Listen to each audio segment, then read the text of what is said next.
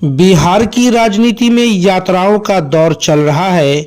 केंद्रीय मंत्री और भाजपा के नेता गिरिराज सिंह की हिंदू स्वाभिमान यात्रा 18 अक्टूबर से शुरू हो चुकी है। वहीं निर्दलीय सांसद पूर्णिया के पप्पू यादव की वक्फ कब्रिस्तान अधिकार यात्रा होने वाली है। भाकपा माले की बदलो बिहार न्याय यात्रा जारी है। राष्ट्रीय लोक मोर्चा के राष्ट्रीय अध्यक्ष व राज्यसभा सांसद उपेंद्र कुशवाहा भी बिहार यात्रा पर निकल चुके हैं, जिस कड़ी में वो रविवार को दरभंगा पहुंचे। उपेंद्र कुशवाहा दरभंगा परिसदन में संगठन विस्तार सदस्यता कार्यक्रम में शामिल हुए। संगठन विस्तार को लेकर के उन्होंने समीक्षा किया और पार्टी के कार्यकर्ता को कई निर्देश दिए। मीडिया के पूछे गए सवाल का जवाब देते हुए गिरिराज सिंह के बारे में उन्होंने कहा कि गिरिराज सिंह की हिंदू स्वाभिमान यात्रा पर कुछ भी कहने से मैं असहज महसूस कर रहा हूं। उनका कहना था कि भाजपा भी इसे उनकी निजी यात्रा कह रही है। ये भाजपा का आधिकारिक बयान है। हिंदू धर्म खतरा में है। गिरिराज के इस बयान पर उपेंद्र कुशवाहा ने अपनी प्रतिक्रिया देते हुए कहा कि बिहार में कोई भी धर्म खतरे में नहीं है। उपेंद्र कुशवाहा ने कहा कि नीतीश कुमार जब से सरकार में आए हैं, छिटपुट घटनाओं को अपवाद के रूप में छोड़ दीजिए तो कोई भी बड़ी घटना नहीं घटी है। बिहार में 2005 के पहले सांप्रदायिक तनाव और घटनाएं जो होती रहती थी, जब से बिहार में एनडीए और नीतीश कुमार की सरकार बनी है, तब से तनाव घटा है। उन्होंने कहा कि बिहार में कम संख्या वाला इस्लाम धर्म भी खतरे में नहीं है, तो अधिक आबादी वाले हिंदू धर्म भी खतरे में होने की बात उन्होंने एक सिरे से नकार दिया।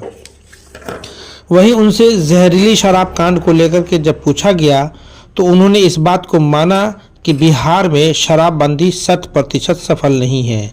आप ध्यान से सुनेंगे। उपेंद्र कुशवाहा जो एनडीए के अभिन्न अंग हैं, उन्होंने मीडिया के समक्ष इस बात को माना कि बिहार में शराबबंदी 100% सफल नहीं है और अगर इसकी सफलता चाहिए तो समाज के लोगों को आगे आना होगा। जब उनसे पूछा गया कि क्या सरकार ने शराबबंदी करने से पहले समाज के लोगों से पूछा था, तो उन्होंने कहा कि समाज को जागरूक करने के लिए उन्होंने मानव श्रृंखला का आयोजन किया था। क्या कुछ उन्होंने मीडिया को बयान देते हुए कहा, चलिए आपको दिखाते और सुनाते हैं। देखिए, हमारी पार्टी ने तय किया कि पूरे बिहार में हम जाएंगे और आगामी विधानसभा चुनाव की तैयारी के मद्देनजर जिला के साथियों से वहां जाकर, हर जिला में जाकर उनसे परामर्श करेंगे।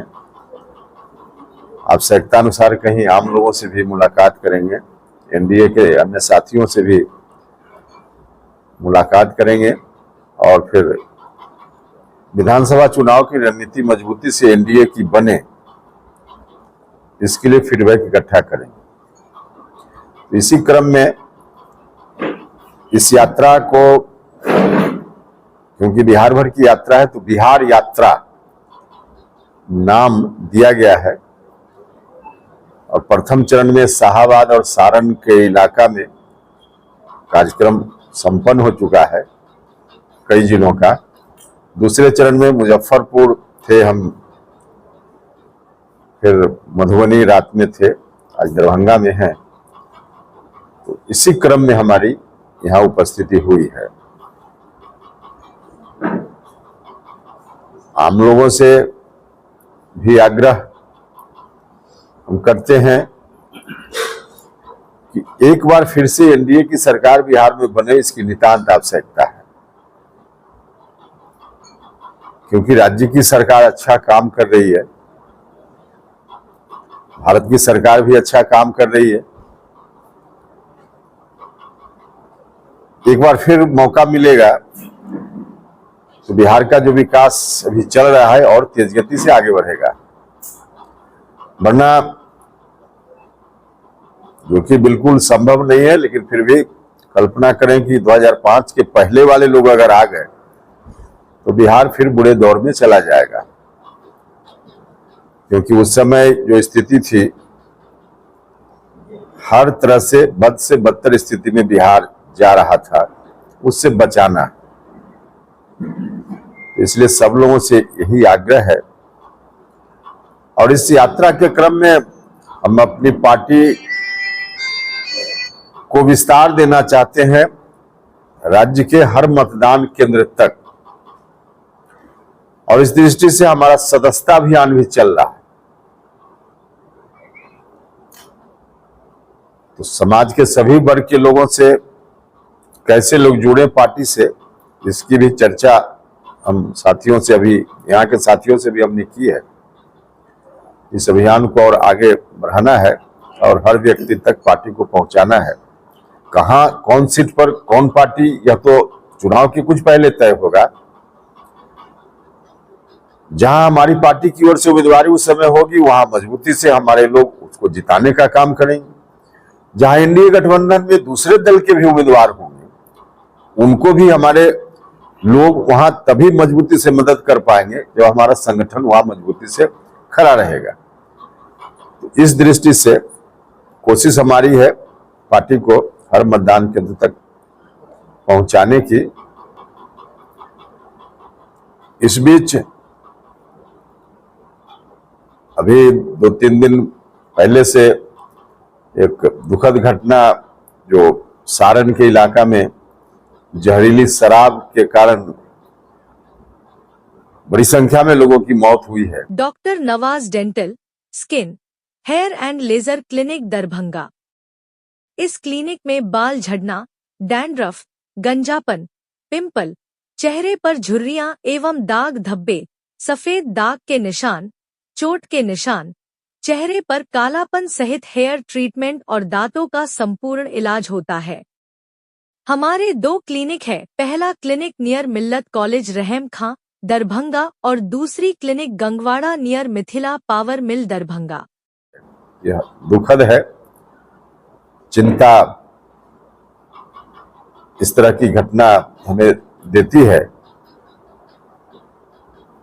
माननीय मुख्यमंत्री जी बहुत प्रयास कर रहे हैं कि लोग शराब न पिएं, और इसलिए उन्होंने कानून भी बनाया। तो बहुत दूर तक तो नीतीश जी अपने अभियान में सफल हैं शराबबंदी के काम में, लेकिन 100% सफलता तब मिलेगी इस काम में जब समाज के लोग भी इस काम को अपने हाथ में लेंगे, सहयोग करेंगे। वरना सिर्फ सरकार के बूते 100% शराबबंदी हो जाए, यह कभी संभव नहीं। सरकार अपनी जगह काम कर रही है, लेकिन आम लोगों से भी मेरी अपील है, मेरा आग्रह है कि सबको मालूम है शराब गलत चीज है, बुरी चीज है, नहीं पीना चाहिए, जानते हुए भी लोग पीते हैं। तो लोगों से आग्रह है कि लोग सरकार का सहयोग करें, और सरकार के सहयोग से ज्यादा अपने आप का सहयोग करें। तो इस तरह की घटना तो दुख पहुंचाती ही है, लेकिन आगे न हो इसके लिए आम लोगों से, क्योंकि तत्काल की घटना है, बीच में भी कभी कभी और भी होते रही है, तो ऐसी घटना तभी रुकेगी जब लोग जागरूक होंगे, सतर्क होंगे, और सब खास करके बुद्धिजीवी, अब पत्रकार बंधु, सब लोग मिलकर समाज के लोगों को थोड़ा प्रशिक्षित करेंगे, तब जाकर यह काम हो पाएगा। अच्छा बिहार बनाना है, अच्छा देश बनाना है, तो सब काम सरकार के बूते नहीं छोड़ा जा सकता। सरकार की अपनी सीमा होती है। आम लोगों को, क्योंकि नुकसान अंततः इस तरह की चीजों से आम लोगों का ही नुकसान होता है, तो इसलिए सब लोगों को आगे आना चाहिए, सहयोग करना चाहिए। सर, 50 लोगों से अधिक लोगों की मौत हुई है बिहार में शराब पीने से। तो क्या लगता है कि सरकार को शराबबंदी पर पुनर्विचार करनी चाहिए? नहीं, इससे क्या हो जाएगा? देखिए, शराब जिन राज्यों में नहीं बंद है वहां भी मौत होती है, इसलिए शराबबंदी से इस घटना का मतलब नहीं है। इस घटना, शराब जहां बंद है वहां भी मौत हो रही है, जहां शराब नहीं बंद है वहां भी मौत हो रही है। इसलिए हमने कहा ना कि पुनर्विचार का मतलब, पुनर्विचार करने से क्या हो जाएगा? आम लोग जब तक इसमें सजग नहीं होंगे तब तक नहीं हो पाएगा। राज्य सरकार पुनर्विचार भी करे तो सरकार के चाहने मात्र से कैसे हो जाएगा? सरकार तो चाह रही है सरकार की शराब लोग ना पिए, फिर भी लोग पी रहे हैं, और चूंकि छुपा कर पी रहे हैं तो जहरीली है क्या है लोग ले रहे हैं। तो लोगों को ये पहली घटना तो नहीं है, इसके पहले भी घटना हुई है। तो इस तरह की घटनाओं से लोगों को सीखना भी तो चाहिए। अब मर रहे हैं लोग और फिर भी हम शराब पी रहे हैं। कोई तो कोई जिम्मेदार हो, जिम्मेदार हम आप सब जिम्मेदार हैं। फिर भी नैतिकता के आधार पर कुछ नहीं, नैतिकता के आधार पे तो हम आप सब जिम्मेवार हैं। क्या आप ये कहना चाह रहे हैं कि जिस तरीके से आपने कहा कि समाज को इसमें आगे बढ़ के आना पड़ेगा, तभी बिहार में शराबबंदी जो है मुकम्मल या सफल हो पाए? हाँ। तो क्या सरकार ने जब शराबबंदी लागू किया तो क्या सरकार को चाहिए था कि पहले समाज को अवेयर कर ले? क्या ऐसा नहीं होना चाहिए? देखिए, सरकार ने अवेयर करने का काम किया है।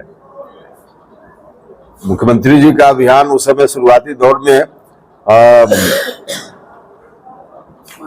मानव श्रृंखला क्या था, लोगों को अवेयर करने का ही ना कार्यक्रम था,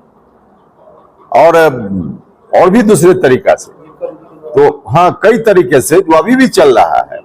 लेकिन हम फिर कहेंगे कि सरकार के मात्र चाहने से नहीं हो पाएगा। सरकार को के ऊपर तो बहुत सारी जवाबदेही है, बहुत सारा काम है। कुछ काम समाज को अपने हाथ में भी, सरकार के साथ साथ अपने हाथ में आम आदमी को भी लेना। एक तो भारतीय जनता पार्टी का जो ऑफिशियल स्टेटमेंट आया है माननीय प्रदेश अध्यक्ष दिलीप जायसवाल जी का, उन्होंने खुद ही कहा है कि बीजेपी की यात्रा नहीं है। इसलिए जब बीजेपी की यात्रा नहीं है तो उसमें हम लोगों को क्या टिप्पणी करनी चाहिए, कोई बहुत आवश्यक नहीं। इतना हम जरूर कहेंगे कि माननीय मंत्री गिरिराज सिंह जी जो कह रहे हैं कि हिंदू धर्म खतरा में है, हम इसको बचाने के लिए कर रहे हैं। हिंदू धर्म या कोई भी धर्म बिहार में खतरा में नहीं है। नीतीश कुमार जी जब से सरकार में हैं, छिटपुट घटनाओं को छोड़ दीजिए अपवाद के रूप में, तो जो 2005 के पहले सांप्रदायिक तनाव और घटनाएं होते रहती थी, जब से नीतीश जी मुख्यमंत्री हैं, एकाध कभी कभी हुआ है, लेकिन बहुत ही नगण्य संख्या में।